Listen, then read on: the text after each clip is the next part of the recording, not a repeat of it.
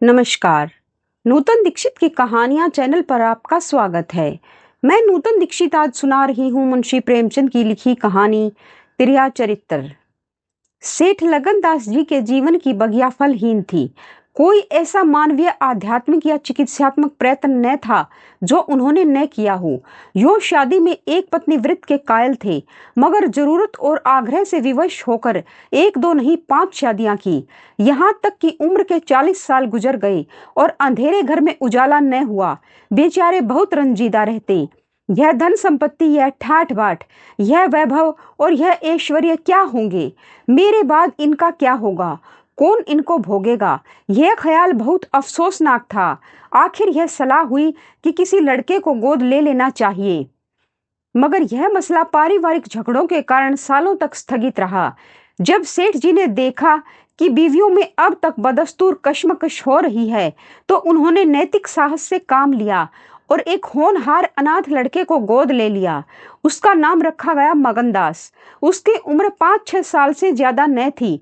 बला का जहीन और तमीजदार, मगर औरतें सब कुछ सह सकती हैं, दूसरे के बच्चे को अपना नहीं समझ सकती। यहाँ तो 5 औरतों का साझा था। अगर एक उसे प्यार करती तो बाकी 4 औरतों का फर्ज था कि उससे नफरत करें। हाँ, सेठ जी उसके साथ बिल्कुल अपने लड़के की से मोहब्बत करते थे। पढ़ाने को मास्टर रखे, सवारी के लिए घोड़े। रईसी ख्याल के आदमी थे, राग रंग का सामान भी मुहैया था। गाना सीखने का लड़के ने शौक किया तो उसका भी इंतजाम हो गया। गरज जब मगनदास जवानी पर पहुंचा तो रईसाना दिलचस्पियों में उसे कमाल हासिल था। उसका गाना सुनकर उस्ताद लोग कानों पर हाथ रखते। शहसवार ऐसा कि दौड़ते हुए घोड़े पर सवार हो जाता। डील डोल शक्ल सूरत में उसका सा अलबेला जवान दिल्ली में कम होगा। शादी का मसला पेश हुआ। नागपुर के करोड़पति सेठ मक्खनलाल बहुत लहराए हुए थे। उनकी लड़की से शादी हो गई। धूमधाम का जिक्र किया जाए तो किस्सा वियोग की रात से भी लंबा हो जाए। मक्खनलाल का उसी शादी में दिवाला निकल गया। इस वक्त मगनदास से ज्यादा ईर्ष्या के योग्य आदमी और कौन होगा? उसकी जिंदगी की बहार उमंगों पर और भी मुरादों के फूल अपनी शबनमी ताजगी में खिल खिल कर हुस्न और ताजगी का समा बिखेर रहे थे, मगर तकदीर की देवी कुछ और ही सामान कर रही थी। वह सैर सपाटे के इरादे से जापान गया था। दिल्ली से खबर आई कि ईश्वर ने तुम्हें एक भाई दिया है। मुझे इतनी खुशी है कि ज्यादा अरसे तक जिंदा न रह सकूं। तुम बहुत जल्द लौट आओ। मगनदास के हाथ से तार का कागज छूट गया और सर में ऐसा चक्कर आया कि जैसे किसी ऊंचाई से गिर पड़ा है। मगनदास का किताबी ज्ञान बहुत कम था, मगर स्वभाव की सज्जनता से वह खाली हाथ न था। हाथों की उदारता ने, जो समृद्धि का वरदान है, हृदय को और भी उदार बना दिया था। उसे घटनाओं की इस काया पलट से दुख तो जरूर हुआ, आखिर इंसान ही था, मगर उसने धीरज से काम लिया और एक आशा और भय की मिली जुली हालत में वह देश को रवाना हुआ। रात का वक्त था। जब अपने दरवाजे पर पहुंचा तो नाच गाने की महफिल सजी देखी। उसके कदम आगे न बढ़े। वह लौट पड़ा और एक दुकान के चबूतरे पर बैठकर सोचने लगा कि अब क्या करना चाहिए। इतना तो उसे यकीन था कि सेठ जी उसके साथ भी भलमानसी और मोहब्बत से पेश आएंगे, बल्कि शायद अब और भी कृपा करने लगी। सेठानियां भी अब उसके साथ गैरों का सा बर्ताव न करेंगी। मुमकिन है मंजली बहू, जो इस बच्चे की खुश नसीब माँ थी, उससे दूर दूर रहें, मगर बाकी चारों सेठानियों की तरफ से सेवा सत्कार में कोई शक नहीं था। उनकी डाह से वह फायदा उठा सकता था।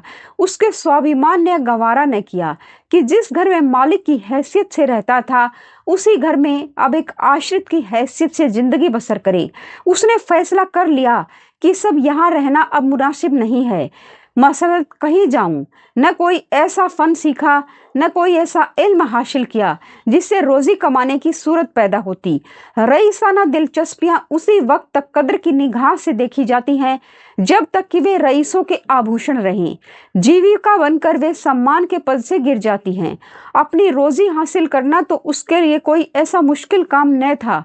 किसी सेठ साहूकार के यहाँ मुनीम बन सकता था, किसी कारखाने की तरफ से एजेंट हो सकता था, मगर उसके कंधे पर एक भारी जुआ रखा हुआ था। उसे क्या करे? एक बड़े सेठ की लड़की जिसने लाड़ प्यार में परवरिश पाई, उससे यह कंगाली की तकलीफें क्यों कर झेली जाएंगी? क्या मक्खन लाल की लाडली बेटी एक ऐसे आदमी के साथ रहना पसंद करेगी जिसे रात की रोटी का भी ठिकाना नहीं? मगर इस फिक्र में अपनी जान क्यों खपाऊं? मैंने अपनी मर्जी से शादी नहीं की, मैं बराबर इनकार करता रहा। सेठ जी ने जबरदस्ती मेरे पैरों में बेड़ी डाली है, अब वही इसके जिम्मेदार हैं, मुझसे कोई वास्ता नहीं। लेकिन जब उसने दोबारा ठंडे दिल से इस मसले पर गौर किया तो बचाव की कोई सूरत नजर न आई। आखिरकार उसने यह फैसला किया कि पहले नागपुर चलूं, जरा उन महारानी के तौर तरीके को देखूं, बाहर ही बाहर उनके स्वभाव की, मिजाज की जांच करूं। उस वक्त तय करूंगा कि मुझे क्या करना चाहिए। अगर रईसी की बू उनके दिमाग से निकल गई है और मेरे साथ रूखी रोटियां खाना उन्हें मंजूर है तो इससे अच्छा फिर और क्या। लेकिन अगर वह अमीरी ठाट बाट के हाथों बिकी हुई है तो मेरे लिए रास्ता साफ है। फिर मैं हूं और मेरा दुनिया का मेरा गम। ऐसी जगह जाऊं जहां किसी परिचित की सूरत सपने में भी न दिखाई दे। गरीबी की जिल्लत नहीं रहती अगर अजनबियों में जिंदगी बसर की जाए। यह जानने पहचानने वालों की कनखियों और कनबतियां हैं जो गरीबी को यंत्रणा बना देती हैं। इस तरह दिल में जिंदगी का नक्शा बनाकर मगनदास अपनी मर्दाना हिम्मत के भरोसे पर नागपुर की तरफ चला, उस मल्लाह की तरह जो किश्ती और पाल के बगैर नदी की उमड़ती हुई लहरों में अपने को डाल दे। शाम के वक्त सेठ मक्खन लाल के सुंदर बगीचे में सूरज की पीली किरणें मुरझाए हुए फूलों से गले मिलकर विदा हो रही थी। बाग के बीच में एक पक्का कुआं था और मोलश्री का पेड़। कुएं के मुंह पर अंधेरे की नीली सी नकाब थी, पेड़ के सिर पर रोशनी की सुनहरी चादर। इसी समय एक नौजवान थका मांदा कुएं पर आया और लोटे से पानी भरकर पीने के बाद जगत पर बैठ गया। मालिन ने पूछा, कहाँ जाओगे? मगनदास ने जवाब दिया कि जाना तो था बहुत दूर, मगर यहीं रात हो गई, यहाँ कहीं ठहरने का ठिकाना मिल जाएगा? मालिन, चले जाओ सेठ जी की धर्मशाला में, बड़े आराम की जगह है। मगनदास, धर्मशाला में तो मुझे ठहरने का कभी संयोग नहीं हुआ, कोई हर्ज न हो तो यहीं पड़ा रहूं।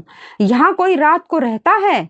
मालिन, भाई मैं यहाँ ठहरने को न कहूंगी, यह बाई जी की बैठक है, झरोके में बैठकर सैर किया करती हैं, कहीं देखभाल ले तो मेरे सिर में एक बाल भी न रहे। मगनदास, बाई जी कौन? मालिक, यही सेठ जी की बेटी इंदिरा बाई। मगनदास, यह गजरे उन्हीं के लिए बना रही हो क्या? मालिन, हाँ, और सेठ जी के यहाँ है ही कौन, फूलों के गहने बहुत पसंद करती हैं। मगनदास, शौकीन औरत मालूम होती हैं। मालिन, भाई यही तो बड़े आदमियों की बातें हैं, वे शौक न करें तो हमारा तुम्हारा निभा कैसे हो, और धन है किस लिए? अकेली जान पर 10 लौंडियां हैं।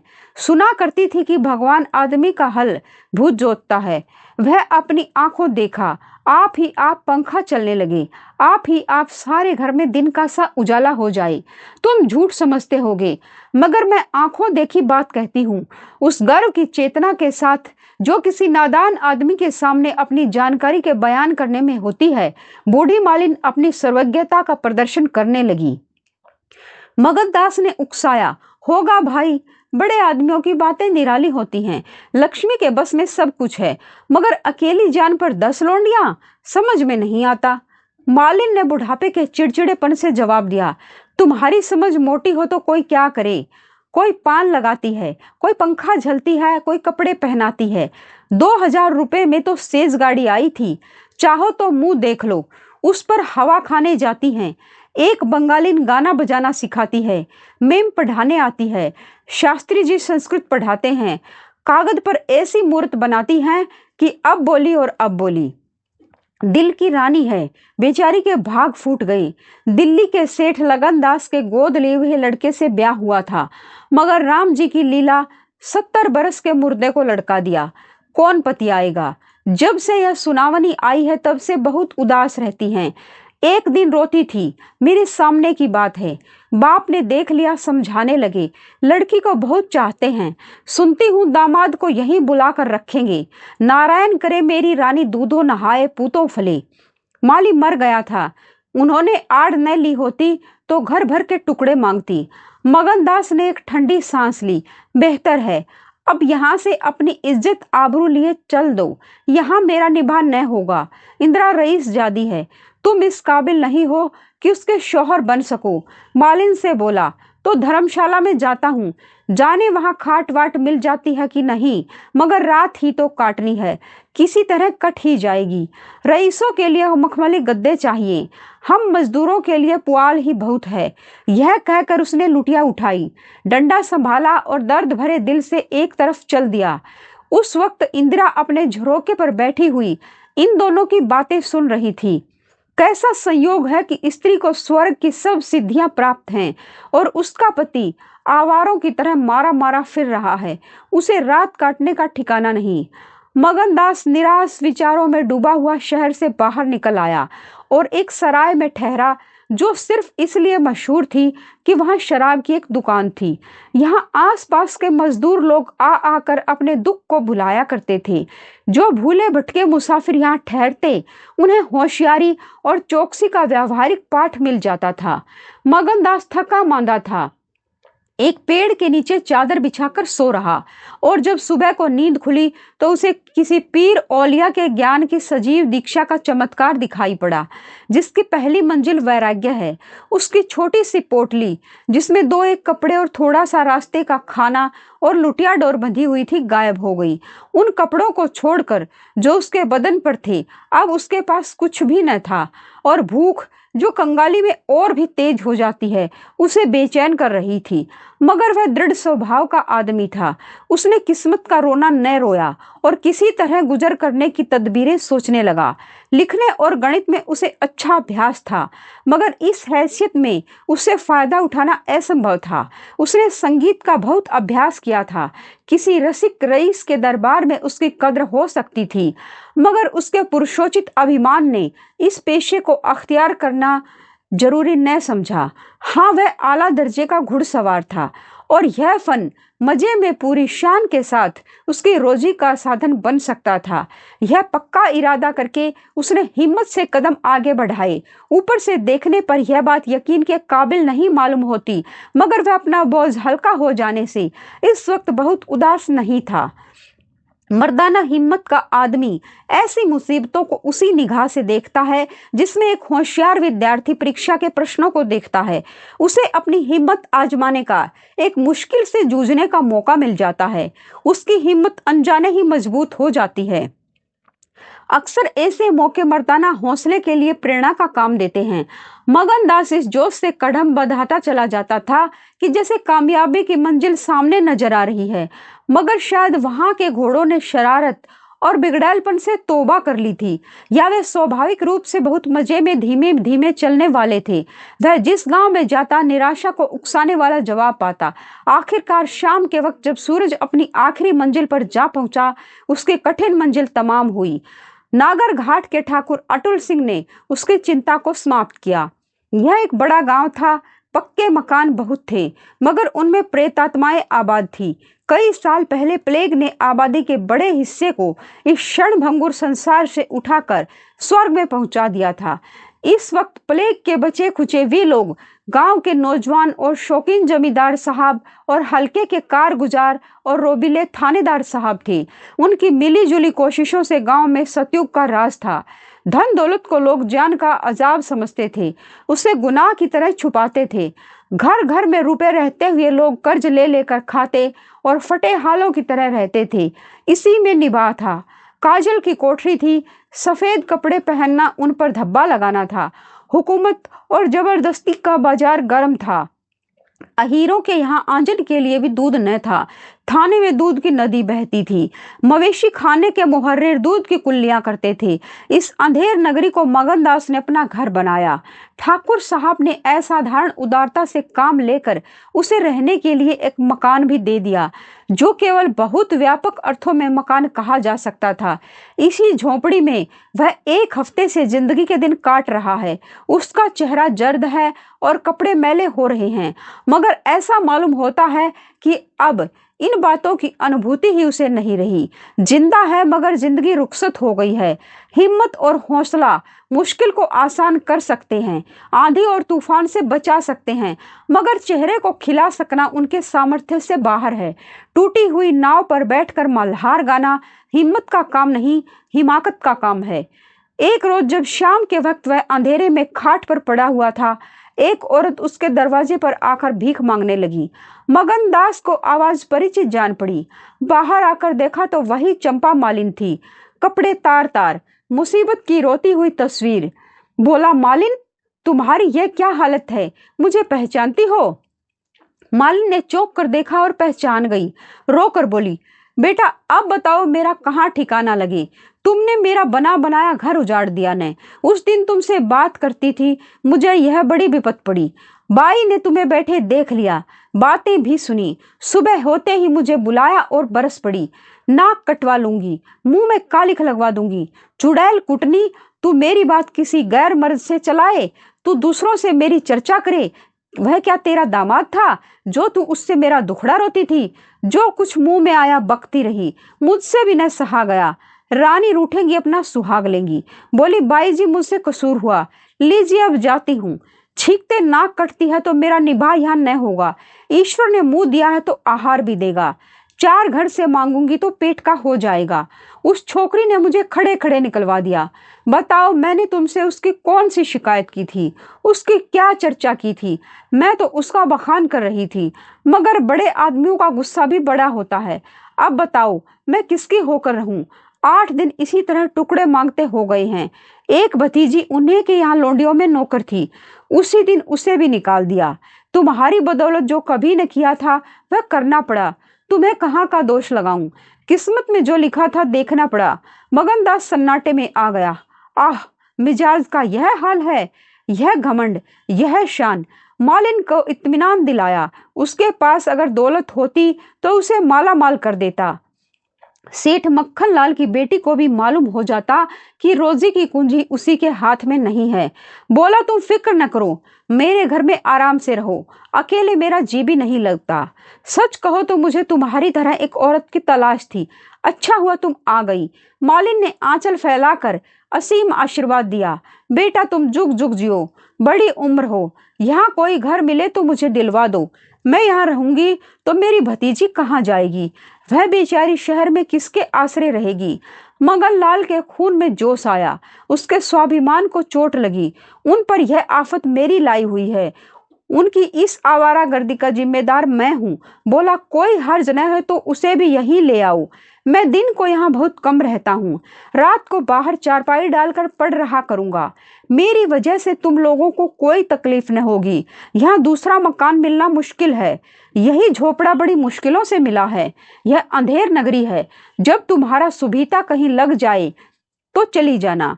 मगन दास को क्या मालूम था कि हजरते इश्क उसकी जबान पर बैठे हुए उससे यह बात कहला रहे हैं। क्या यह ठीक है कि इश्क पहले माशूक के दिल में पैदा होता है? नागपुर इस गांव से 20 मील की दूरी पर था। चंपा उसी दिन चली गई और तीसरे दिन रंभा के साथ लौट आई। यह उसकी भतीजी का नाम था। उसके आने से झोपड़े में जान सी पड़ गई। मगन दास के दिमाग में मालिन की लड़की की जो तस्वीर थी, उसका रंभा से कोई मेल न था। वह सौंदर्य नाम की चीज का अनुभवी जौहरी था, मगर ऐसी सूरत जिस पर जवानी की ऐसी मस्ती और दिल का चैन छीन लेने वाला ऐसा आकर्षण हो, उसने पहले कभी नहीं देखा था। उसकी जवानी का चांद अपनी सुनहरी और गंभीर शान के साथ चमक रहा था। सुबह का वक्त था। मगन दास दरवाजे पर पड़ा ठंडी ठंडी हवा का मजा उठा रहा था। रंभा सिर पर घड़ा रखे पानी भरने को निकली। मगन दास ने उसे देखा और एक लंबी सांस खींचकर उठ बैठा। चेहरा मेहरा बहुत ही मोहक, ताजे फूल की तरह खिला हुआ चेहरा, आंखों में गंभीर सरलता। मगन दास को उसने भी देखा। चेहरे पर लाज की लाली दौड़ गई। प्रेम ने पहला वार किया। मगन दास सोचने लगा, क्या तकदीर है और क्या क्या यहाँ पर तकदीर मेरी गुल खिलाने वाली है। क्या दिल मुझे यहाँ भी चैन न लेने देगा? रंभा, तू यहाँ नाहक आई। नाहक एक गरीब का खून तेरे सर पर होगा। मैं तो अब तेरे हाथों बिक चुका, मगर क्या तू भी मेरी हो सकती है? लेकिन नहीं, इतनी जल्दबाजी ठीक नहीं। दिल का सौदा सोच समझ कर करना चाहिए। तुमको अभी जब्त करना होगा। रंभा सुंदरी है मगर झूठे मोती की आब और ताब उसे सच्चा नहीं बना सकती। तुम्हें क्या खबर कि उस भोली लड़की के कान प्रेम के शब्द से परिचित नहीं हो चुके। कौन कह सकता है कि उसके सौंदर्य की वाटिका पर किसी फूल चुनने वाले के हाथ नहीं पड़ चुके। अगर कुछ दिनों की दिलबस्तगी के लिए कुछ चाहिए तो तुम आजाद हो, मगर यह नाजुक मामला है, जरा संभल के कदम रखना। पेशेवर जातों में दिखाई पड़ने वाला सौंदर्य अक्सर नैतिक बंधनों से मुक्त होता है। 3 महीने गुजर गए। मगनदास रंभा को ज्यों ज्यों बारीक से बारीक निगाहों से देखता त्यों तो उस पर प्रेम का रंग गाढ़ा होता जाता। वह रोज उसे कुएं से पानी निकालते देखता, वह रोज घर में झाड़ू देती, रोज खाना पकाती। आह, मगनदास को उन जवार की रोटियों में जो मजा आता था वह अच्छे से अच्छे व्यंजनों में भी न आया। उसे अपनी कोठरी हमेशा साफ सुथरी मिलती, न जाने कौन उसका बिस्तर बिछा देता। क्या यह रंभा की कृपा थी? उसकी निगाहें शर्मीली थी। उसने उसे कभी अपनी तरफ चंचल आंखों से ताकते नहीं देखा। आवाज कैसी मीठी, उसकी हंसी की आवाज कभी उसके कानों में नहीं आई। अगर मगनदास उसके प्रेम में मतवाला हो रहा था तो कोई ताज्जुब की बात नहीं। उसकी भूखी निगाहें बेचैनी और लालसा में डूबी हुई हमेशा रंभा को ढूंढा करती। वह जब किसी गांव को जाता तो मीलों तक उसकी जिद्दी और बेताब आंखें मुड़ मुड़ कर झोंपड़े के दरवाजे की तरफ आती। उसकी ख्याति आसपास फैल गई थी, मगर उसके स्वभाव की सरलता और उदार हृदयता से अक्सर लोग अनुचित लाभ उठाते थे। इंसाफ पसंद लोग तो स्वागत सत्कार से काम निकाल लेते, और जो लोग ज्यादा समझदार थे वे लगातार तकाजों का इंतजार करते। चूंकि मगनदास इस फन को बिल्कुल नहीं जानता था, बावजूद दिन रात की दौड़ धूप के गरीबी से उसका गला न छूटता। जब वह रंभा को चक्की पीसते हुए देखता तो गेहूं के साथ उसका दिल भी पिस जाता था। वह कुएं से पानी निकालती तो उसका कलेजा निकल आता। जब वह पड़ोस की औरतों के कपड़े सीती तो कपड़ों के साथ मगनदास का दिल छिद जाता, मगर कुछ बस न था, कुछ काबू न था। मगनदास की हृदय भेदी दृष्टि को तो इसमें कोई संदेह नहीं था कि उसके प्रेम का आकर्षण बिल्कुल बेअसर नहीं है, वरना रंभा की उन वफा से भरी हुई खातिरदारियों की तुक वह कैसे बिठाता। वफा ही वह जादू है, रूप के गर्व का सिर नीचा कर सकता है, मगर प्रेमिका के दिल में बैठने का मादा उनमें बहुत कम था। कोई दूसरा मनचला प्रेमी अब तक अपने वशीकरण में कामयाब हो चुका होता, लेकिन मगनदास ने दिल आशिक का पाया था और जबान माशूक की। एक रोज शाम के वक्त चंपा किसी काम से बाजार गई थी और मगनदास हमेशा की तरह चारपाई पर पड़ा सपने देख रहा था। रंभा अद्भुत छटा के साथ आकर उसके सामने खड़ी हो गई। उसका भोला चेहरा कमल की तरह खिला हुआ था, आंखों से सहानुभूति का भाव झलक रहा था। मगनदास ने उसकी तरफ पहले आश्चर्य और फिर प्रेम की निगाहों से देखा और दिल पर जोर डालकर बोला, आओ रंभा, तुम्हें देखने को बहुत दिन से आंखें तरस रही थी। रंभा ने भोलेपन से कहा, मैं यहाँ न आती तो तुम मुझसे कभी न बोलते। मगनदास का हौसला बढ़ा, बोला, बिना मर्जी पाए तो कुत्ता भी नहीं आता। रंभा मुस्कुराई, कली खिल गई, मैं तो आप ही चली आई। मगनदास का कलेजा उछल पड़ा। उसने हिम्मत करके रंभा का हाथ पकड़ लिया और भावावेश से कांपती हुई आवाज में बोला, नहीं रंभा, ऐसा नहीं है, यह मेरी महीनों की तपस्या का फल है। मगनदास ने बेताब होकर उसे गले से लगा लिया। जब वह चलने लगी तो अपने प्रेमी की ओर प्रेम भरी दृष्टि से देखकर बोली, अब यह प्रीत हमको निभानी होगी। पौ फटने के वक्त जब सूर्य देवता के आगमन की तैयारियां हो रही थी, मगनदास की आंखें खुली। रंभा आटा पीस रही थी। उस शांतिपूर्ण सन्नाटे में चक्की के घुमर घुमर बहुत सुहानी मालूम होती थी। वह उसके सुर से सुर मिलाकर अपने प्यारे ढंग से गा रही थी। झुलनिया मोरी पानी में गिरी, मैं जानू पिया मोको मने हैं, उल्टी मनावन मोको पड़ी, झुलनिया मेरी पानी में गिरी। साल भर गुजर गया। मगनदास की मोहब्बत और रंभा के सलीके ने मिलकर उस वीरान झोपड़े को कुंजबाग बना दिया। अब वहां गायें थी, फूलों की क्यारियां थी और कई देहाती ढंग के मोढ़े थे। सुख सुविधा की अनेक चीजें दिखाई पड़ती थी। एक रोज सुबह के वक्त मगनदास कहीं जाने के लिए तैयार हो रहा था कि एक संभ्रांत व्यक्ति अंग्रेजी पोशाक पहने उसे ढूंढता हुआ आ पहुंचा और उसे देखते ही दौड़कर गले से लिपट गया। मगन दास और वह दोनों एक साथ पढ़ा करते थे। वह अब वकील हो गया था। मगन दास ने भी अब पहचाना और कुछ झेंपता हुआ और कुछ झिझकता उससे गले लिपट गया। बड़ी देर तक दोनों दोस्त बातें करते रहे। बातें क्या थी, घटनाओं और संयोगों की एक लंबी कहानी थी। कई महीने हुए, सेठ लगन का छोटा बच्चा चेचक की नजर हो गया।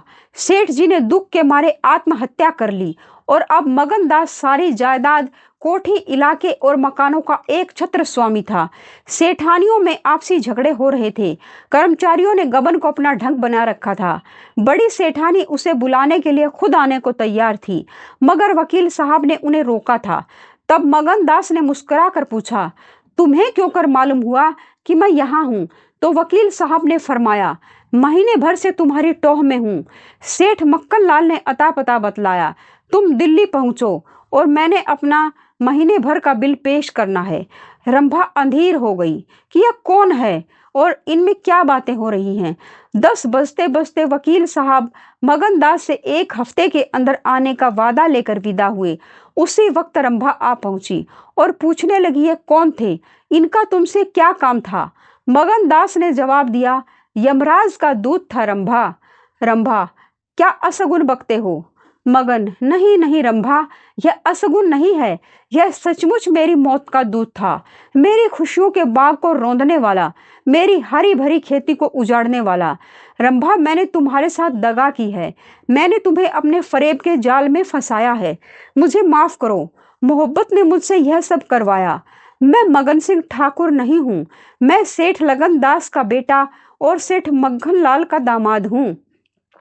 मगन दास को डर था कि रंभा यह सुनते ही चौंक पड़ेगी और शायद उसे जालिम दगाबाज कहने लगे, मगर उसका ख्याल गलत निकला।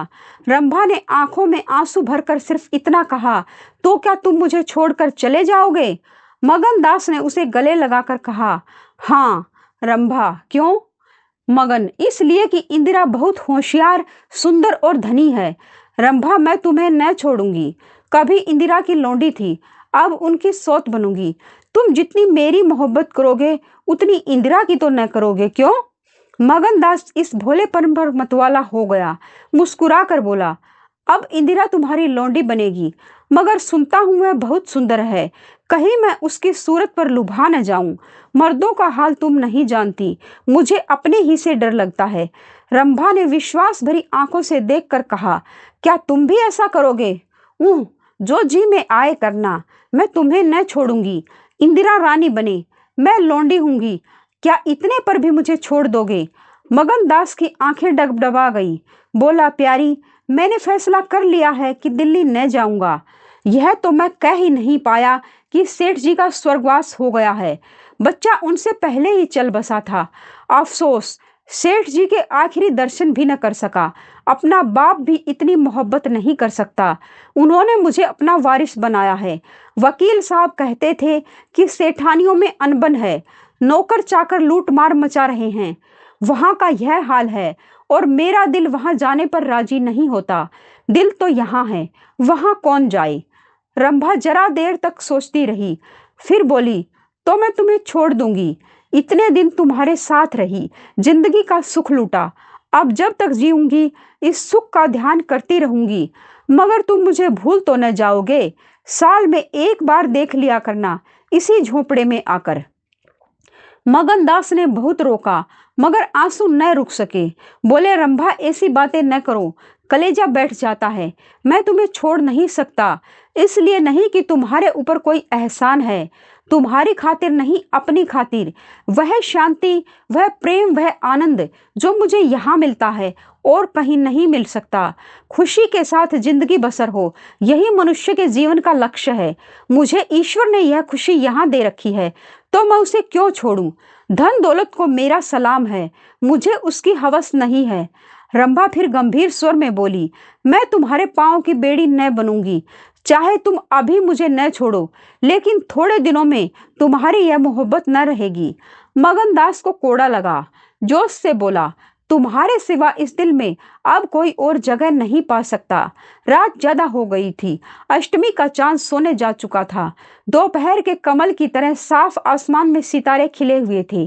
किसी खेत के रखवाले की बांसुरी की आवाज, जिसे दूरी ने तासीर, सन्नाटे में सुरीलापन और अंधेरे ने आत्मिकता का आकर्षण दे दिया था, कानों में आ जा रही थी कि जैसे कोई पवित्र आत्मा नदी के किनारे बैठी हुई पानी की लहरों से या दूसरे किनारे के खामोश और अपनी तरफ खींचने वाले पेड़ों से अपनी जिंदगी की गम की कहानी सुना रही है।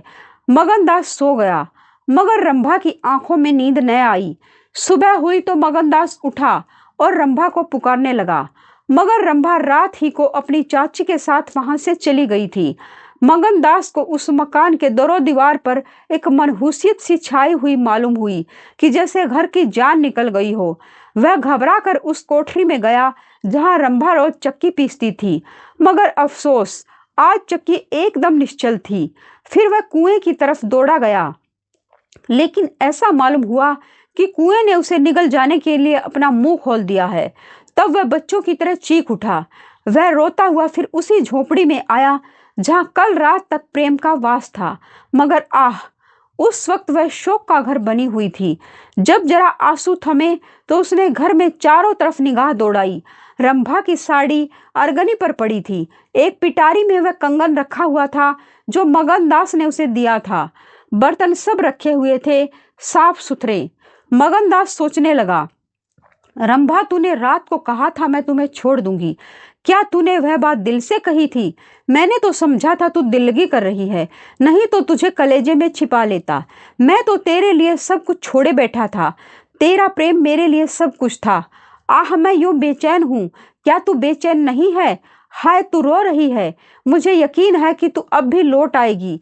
फिर सजीव कल्पनाओं का एक जमघट उसके सामने आया। वे नाजुक अदाएं, वे मतवाली आंखें, वे भोली भाली बातें, वे अपने को भूली हुई सी मेहरबानियां, वह जीवनदायी मुस्कान, वे आशिकों जैसी दिलजोइयां, वह प्रेम का नशा, वह हमेशा खिला रहने वाला चेहरा, वह लचक लचक कर कुएं से पानी लाना, वह इंतजार की सूरत, वह मस्ती से भरी हुई बेचैनी, ये सब तस्वीरें उसकी निगाहों के सामने हमरतनाक बेताबी के साथ फिरने लगी। मगनदास ने एक ठंडी सांस ली और आंसुओं और दर्द की उमड़ती हुई नदी को मर्दाना जब्त से रोककर उठ खड़ा हुआ। नागपुर जाने का पक्का फैसला हो गया। तकिए के नीचे से संदूक की कुंजी उठाई तो कागज का एक टुकड़ा निकल आया। यह रंभा की चिट्ठी थी। प्यारे, मैं बहुत रो रही हूँ। मेरे पैर नहीं उठते, मगर मेरा जाना जरूरी है। तुम्हें जगाऊंगी तो तुम जाने न दोगे। कैसे जगाऊं? अपने प्यारे पति को कैसे छोड़ूं?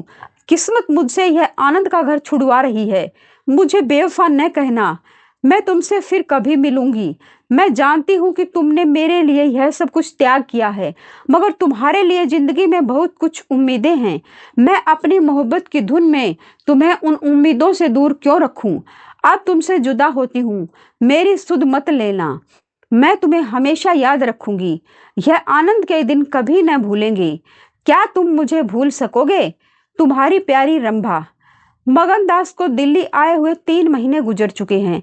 इस बीच उसे सबसे बड़ा जो निजी अनुभव हुआ वह यह था कि रोजी की फिक्र और धंधों की बहुतायतता से उमड़ती हुई भावनाओं का जोर कम किया जा सकता है। 1.5 साल पहले का बेफिक्र नौजवान अब एक समझदार और सूझबूझ रखने वाला आदमी बन गया था। सागर घाट के उन कुछ दिनों से उसे रियाया की उन तकलीफों का निजी ज्ञान हो गया था जो कारिंदों और मुख्तारों की सख्तियों की बदौलत उन्हें उठानी पड़ती हैं।